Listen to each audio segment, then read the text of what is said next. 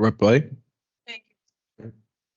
Commissioner, thank you for your service. For better or for worse, what I'm about to address is the result of a 2018 report that you were instrumental in around the fiscal challenges facing rural schools. So I want to thank you for getting us started down that road and really recognizing the unique challenges that many schools are facing.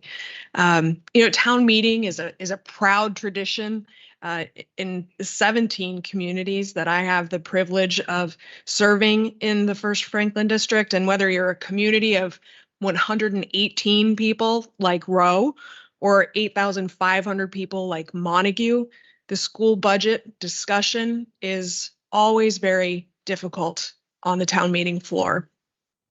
And I recognize that many communities across the Commonwealth have difficult conversations around school funding, but it is made more difficult in many communities in Western Massachusetts because many of them are butting right up against the Prop 2.5 ceiling.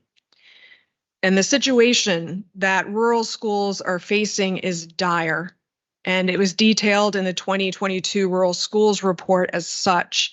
And I'm quoting, "Rural school districts in Massachusetts struggle with a set of challenges that have left many students with less than they need and deserve. Some rural high schools have cut most of their AP courses, business programs, arts offerings, social studies electives, and world languages. Middle schools have lost their team structures or eliminated their math and reading support teachers, losing interdisciplinary learning opportunities. Elementary schools have lost reading and math support, and specialist positions such as adjustment counselors, nurses, and librarians have also been eliminated. As courses, programs, and extracurricular activities are eliminated, students leave these schools via school choice to attend charter or private schools. When this occurs, enrollments decline further, funding is reduced further, and a self-perpetuating cycle of decline results. Mr. Secretary, I want to thank you for visiting Pioneer Valley Regional School District. I know it is not a visit that you will soon forget. And just as you had the opportunity to learn from students, teachers, and administrators that day, this committee has the opportunity to learn from experts in the field like you and those on your team today as we begin to craft the FY25 budget. And so given the extremely limited Chapter 70 growth for rural schools and little to no funding through the Student Opportunity Act, I'm wondering, in your opinion, is rural school aid the only funding mechanism currently available to stop the self-perpetuating cycle of decline in rural schools?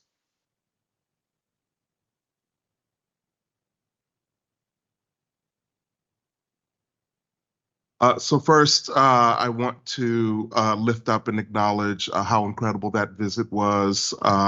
They're doing incredible work at that particular high school, that particular day.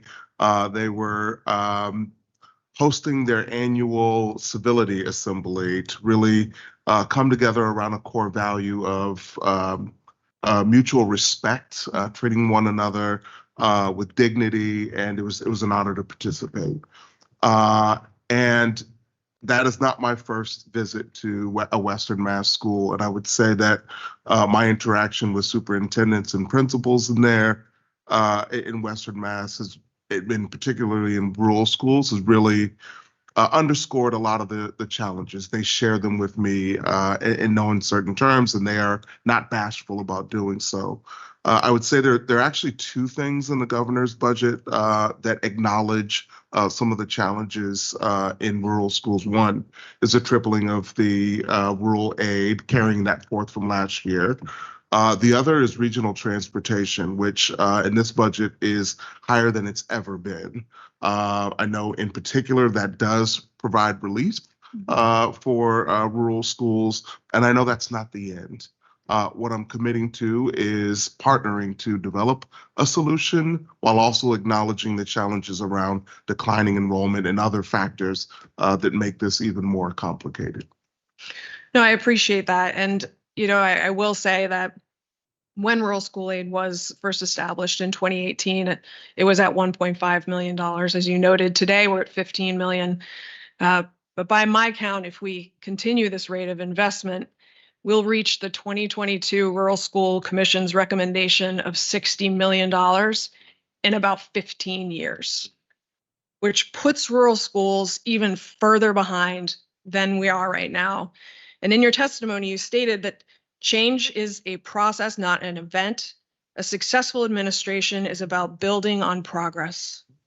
So I'm wondering if $15 million for rural school aid is enough to stop the cycle of decline. I'm saying it's a start, right? Again, in the FY24, it was tripled. We're carrying that forward with a commitment to partnering with you to develop a more robust solution. Thank you. I appreciate that commitment.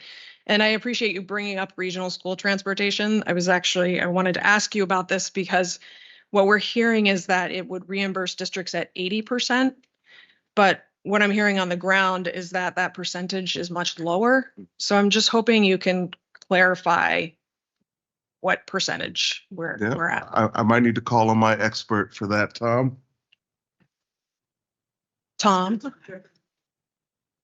It is projected to be 80%, says the expert. Tom, anything else to add? Well, I said, you just gave me higher than certainly saying it's projected to be. 60. But it is a projection. 80. And what are we at now? 82. Okay, so we're declining. We're declining in that. Okay, thank you very much. Thank you. Mm-hmm.